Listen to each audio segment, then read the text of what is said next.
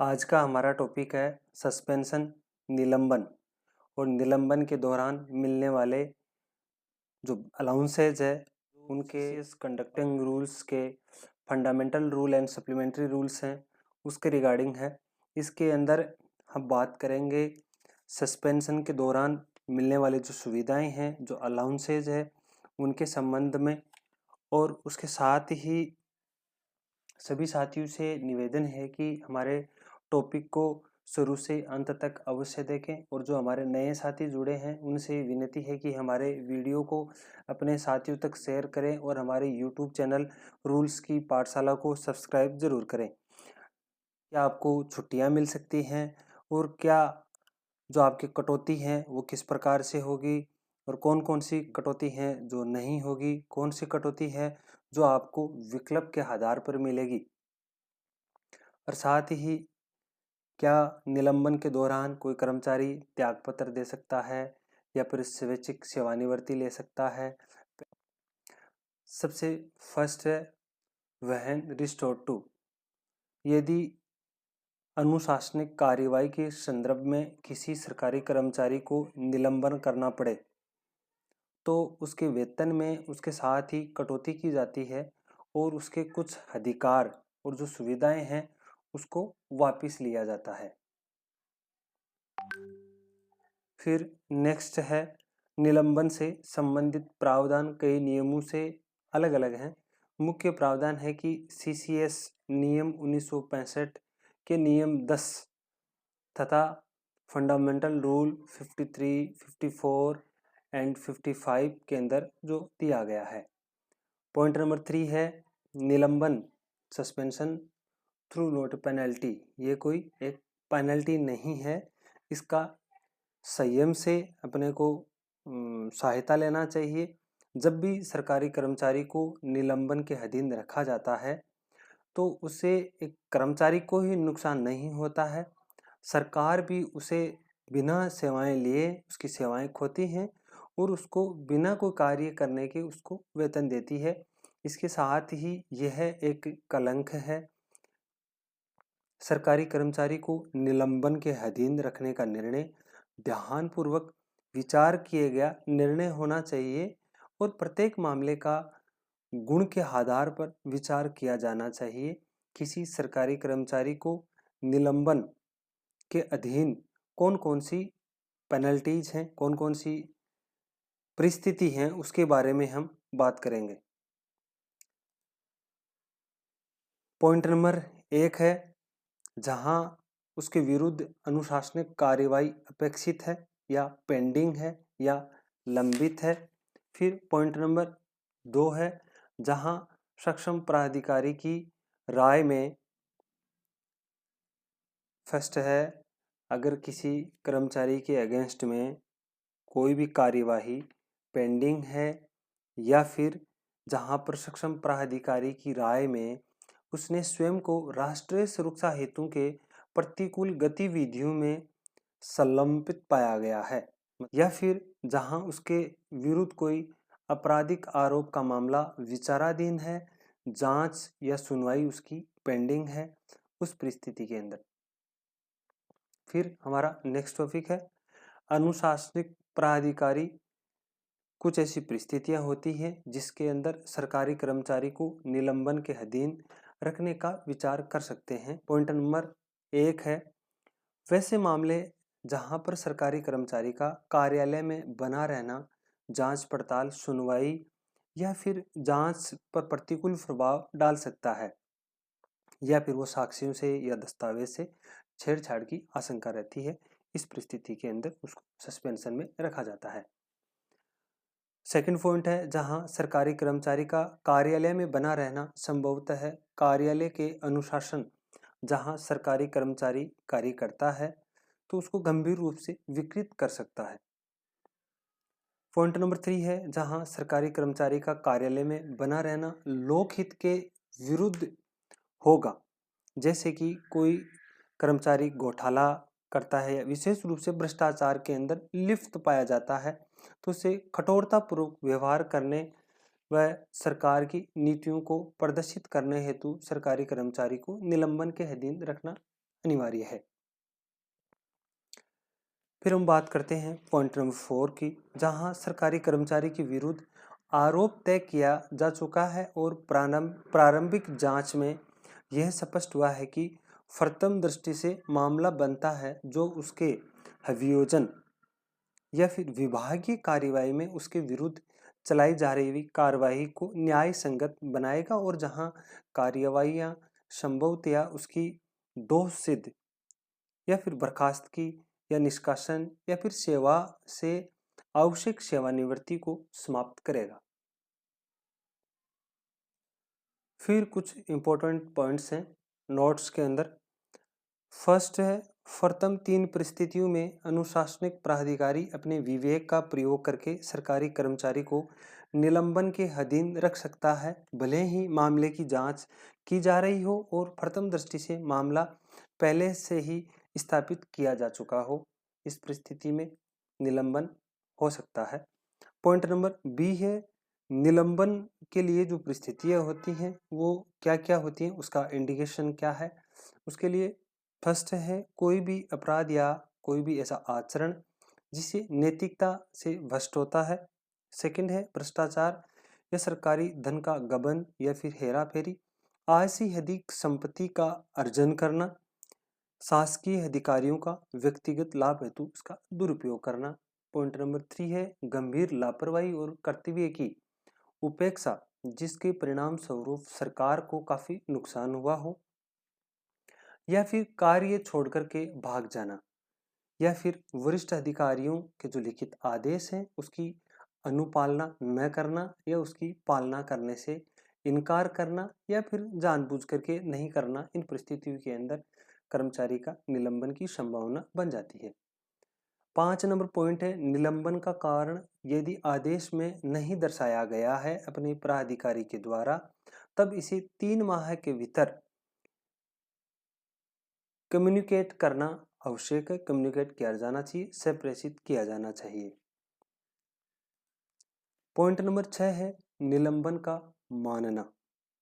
नियुक्ति प्राधिकारी के आदेश पर सरकारी कर्मचारी निलंबन के अधीन रखा गया है, ऐसा माना जाएगा कि उसके कारावास की तारीख से, point number 1, with effective from the date of his detention, उसके कारावास की तारीख से आपराधिक मामला या फिर अन्य किसी रूप में यदि उसको हिरासत में 48 घंटे से अधिक की अवधि हेतु रखा गया हो।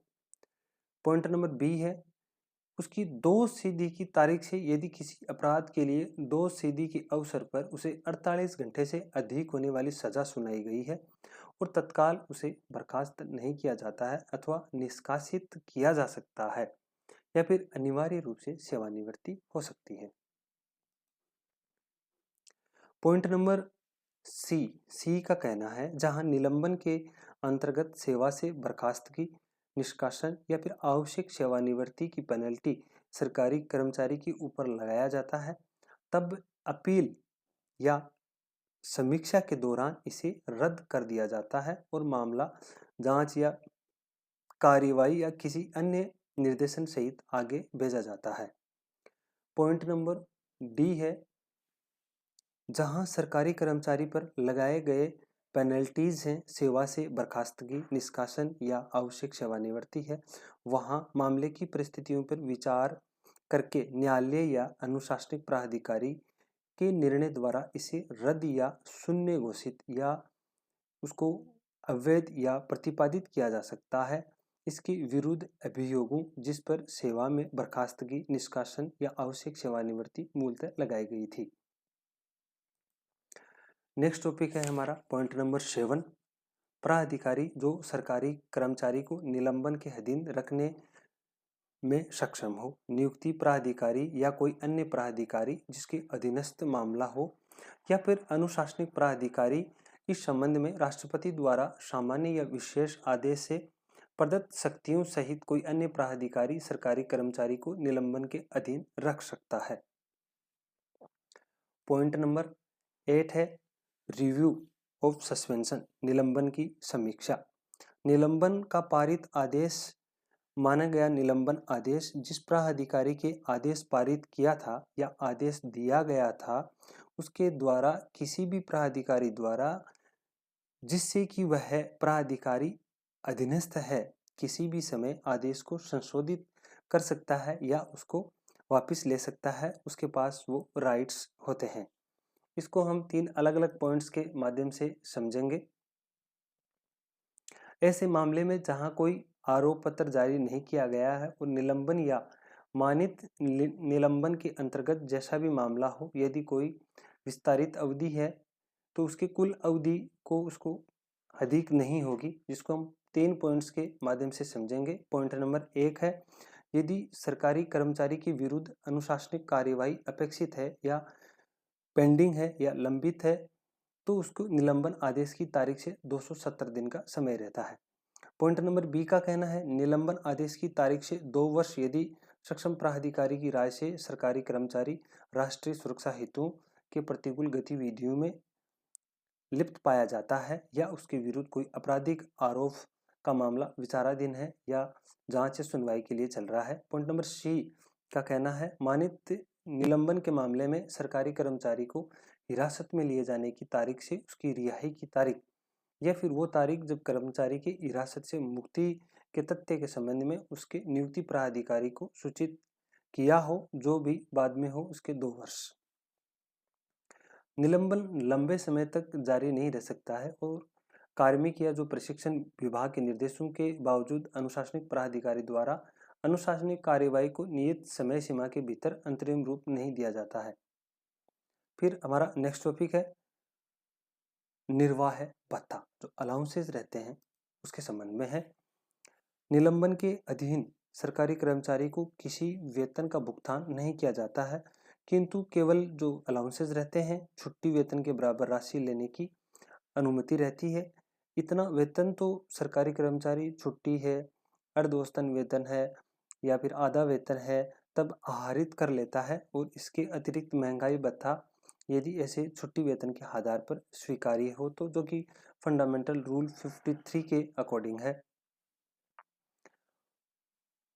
3 माह के पश्चात समीक्षा की जाएगी और पहले 3 माह के दौरान भत्तों को 50% तक की वृद्धि की जा सकती है और पहले 3 माह के दौरान अलाउंसेस को 50% की कमी की जा सकती है। फंडामेंटल रूल 53 के जो 1 नंबर 2 नंबर है उसके अकॉर्डिंग। पॉइंट नंबर 10 है, निलंबन के दौरान मुख्यालय हेडक्वार्टर ड्यूरिंग द सस्पेंशन। कर्मचारी जो निलंबन के अधीन है वह सामान्यतया अन्य सरकारी कर्मचारियों को प्रयोजन सेवा की अन्य समस्त शर्तों के अधीन माना जाता है और बिना पूर्व अनुमति के स्टेशन नहीं छोड़ सकता है, उसको स्टेशन छोड़ने की अनुमति नहीं होती है। लेकिन जहां निलंबन के अधीन व्यक्ति मुख्यालय के परिवर्तन के लिए अपने प्राधिकारी से वो अनुरोध करता है तो ऐसे में कोई आपत्ति नहीं है, यदि मुख्यालय परिवर्तन करने वाले सक्षम प्राधिकारी संतुष्ट हो कि ऐसा करने से सरकार को किसी तरह का अतिरिक्त खर्चा या जैसे यात्रा भत्ता प्रदान करना आदि नहीं होगा तो उसमें वह अपना हेडक्वार्टर चेंज करवा सकता है according to guideline. Point number 11 है, निलंबन के दौरान पदोन्नति प्रमोशन ड्यूरिंग द सस्पेंशन। निलंबन के अधीन सरकारी कर्मचारी का भी अन्य के साथ साथ विभागीय पदोन्नति इसकी डीपीसी द्वारा विचार किया जाएगा, तथापि वह जो निलंबन के अधीन है उसके मामले में सिफारिशों को सीलबंद लिफाफे में रखा जाता है। सीलबंद लिफाफा खोला जा सकता है, कोई कार्यवाही नहीं की जा सकती है। यह अनुशासनिक कार्यवाही के परिणाम पर निर्भर करता है। यदि सरकारी कर्मचारी को विभागीय पदोन्नति डीपीसी की जो कमेटी है उसके किंतु वास्तविक रूप से उसे पदोन्नत किए जाने से पूर्व निलंबन किया जाता है, तब सिफारिशों को सीलबंद लिफाफे में रखा जाता है। नेक्स्ट हमारा टॉपिक है छुट्टी यात्रा रियायती एलटीसी। सस्पेंशन के दौरान एलटीसी का क्या रूल है? निलंबन के अधीन सरकारी कर्मचारी छुट्टी यात्रा रियायती का उपयोग नहीं कर सकता है, क्योंकि वह निलंबन की अवधि के दौरान आकस्मिक छुट्टी सहित कोई भी प्रकार की छुट्टियां हैं वो नहीं ले सकता है। फिर हमारा नेक्स्ट टॉपिक है छुट्टी। सस्पेंशन के दौरान लीव का क्या रूल है? सरकारी कर्मचारी को निलंबन के दौरान किसी भी प्रकार की छुट्टी की अनुमति नहीं दी जाती है, जो कि हमारे फंडामेंटल रूल 55 में दिया गया उसके अकॉर्डिंग।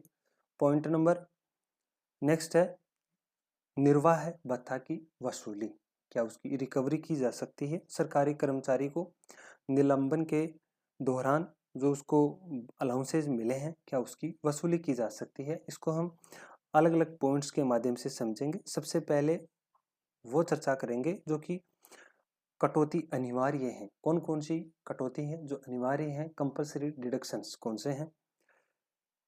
एक नंबर पर आता है इनकम टैक्स, HRA, अगर उसने क्वार्टर्स ले रखा है तो उस कंडीशन में HRA कटेगा।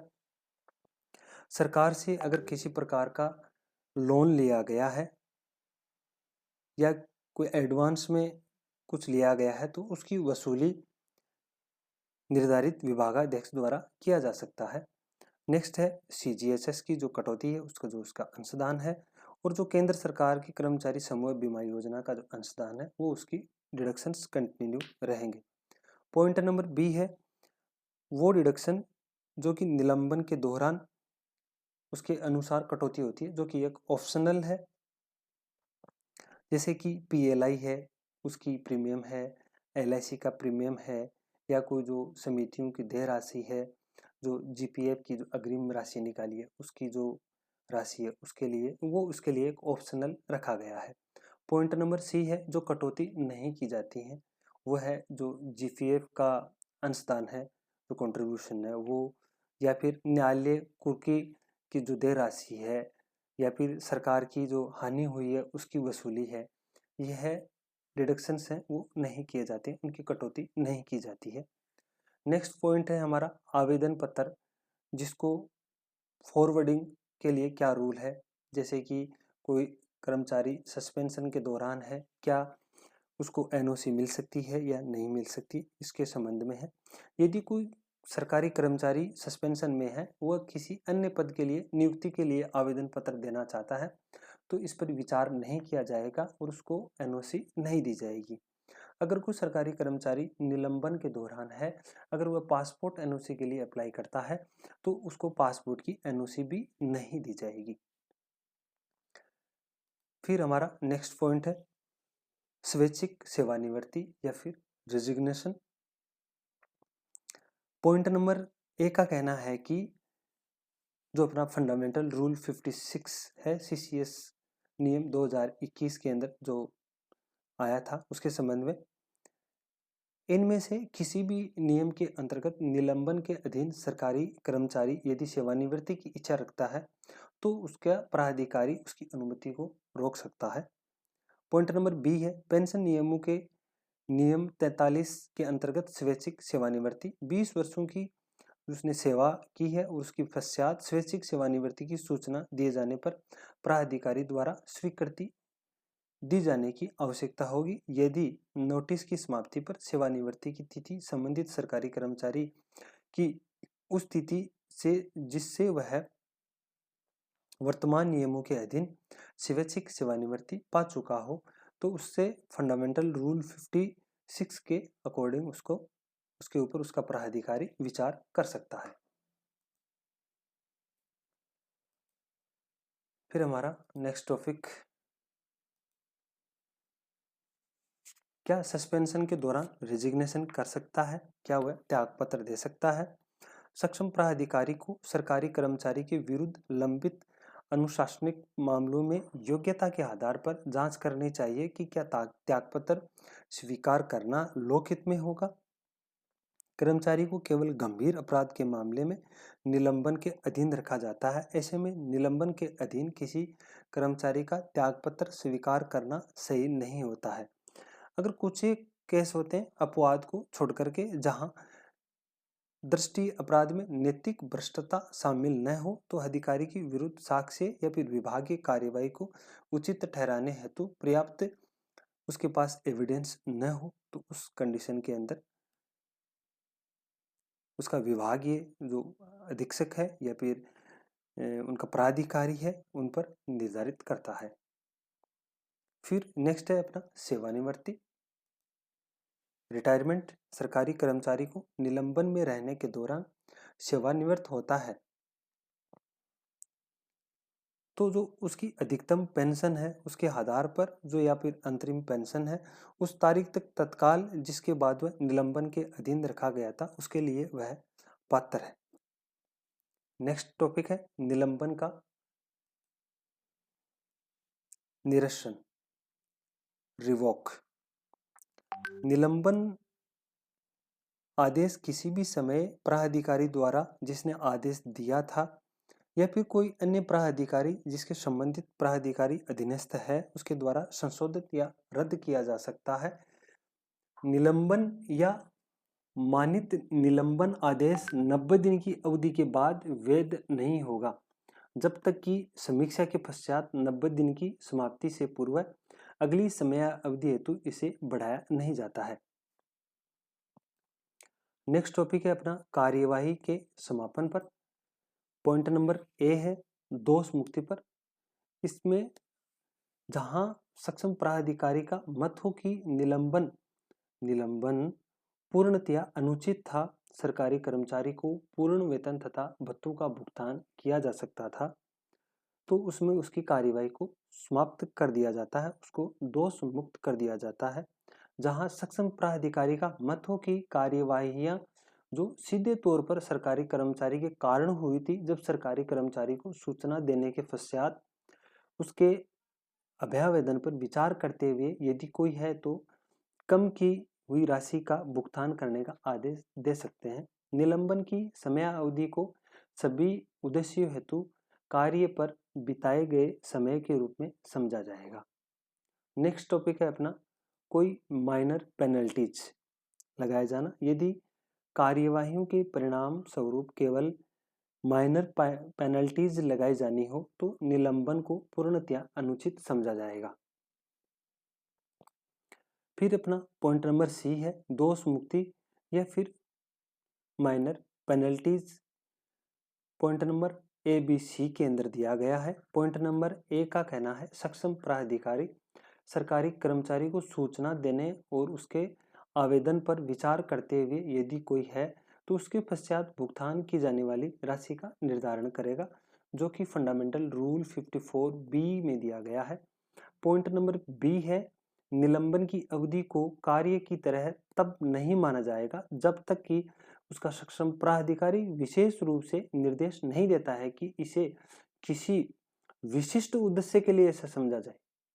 पॉइंट नंबर सी है यदि सरकारी कर्मचारी चाहे तो निलंबन की अवधि को देय और स्वीकार्य प्रकार की छुट्टियों में परिवर्तित की जा सकती है।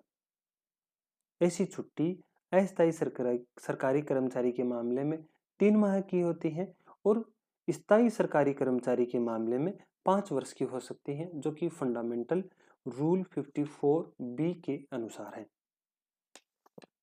नेक्स्ट टॉपिक है निलंबन के दौरान अगर सरकारी कर्मचारी की मृत्यु हो जाती है उस स्थिति में क्या होता है। यदि निलंबित सरकारी कर्मचारी की मृत्यु उसके विरुद्ध चल रही अनुशासनिक कार्यवाही या फिर न्यायिक कार्यवाही की समाप्ति से पूर्व हो जाती है तो निलंबन की तारीख और मृत्यु की तारीख के बीच की अवधि, जो कि सभी उद्देश्यों के लिए ड्यूटी के रूप में समझा जाएगा तथा उसके परिवार को पूर्व में प्रदत्त निर्वाह भत्ते समायोजित किए जाएंगे और पूर्व वेतन तथा भत्तों का उसको भुगतान किया जाएगा जिसके लिए वह पात्र है। नेक्स्ट टॉपिक है अपना आरोप पत्र, चार्जशीट तामील करना। पॉइंट नंबर ए है निलंबन आदेश में सामान्यतः निलंबन के आधार पर उल्लेख किया जाएगा। यदि निलंबन अपेक्षित कार्यवाही के आधार पर किया गया हो तो सरकारी कर्मचारी को 3 माह के भीतर आरोप पत्र तामील किया जाना चाहिए। यदि आरोप पत्र 3 माह के भीतर तामील नहीं किया जाता है तो निलंबन की तारीख से 3 माह की अवधि समाप्त होते ही सरकारी कर्मचारी को निलंबन के कारण सूचित किया जाना चाहिए। नेक्स्ट टॉपिक है अपील। अपील के संबंध में हमने पहले भी वीडियो बनाया है, इसके ऊपर पूरा डिटेल वीडियो हमारे YouTube चैनल रूल्स की पाठशाला पर दिया गया है, जिसका लिंक डिस्क्रिप्शन बॉक्स में दिया गया है। बाकी अन्य वीडियो भी CCS रूल्स के संबंध में हमारे डिस्क्रिप्शन बॉक्स में दिए गए हैं। इसलिए सभी साथियों से निवेदन है कि हमारे YouTube चैनल रूल्स की पाठशाला के पेज पर जाकर के सभी वीडियो अवश्य देखें। इसी के साथ में हम हमारे आज के टॉपिक को यहीं ख़त्म करते हैं। इसी के साथ अलविदा। जय हिंद, जय जवान, जय किसान।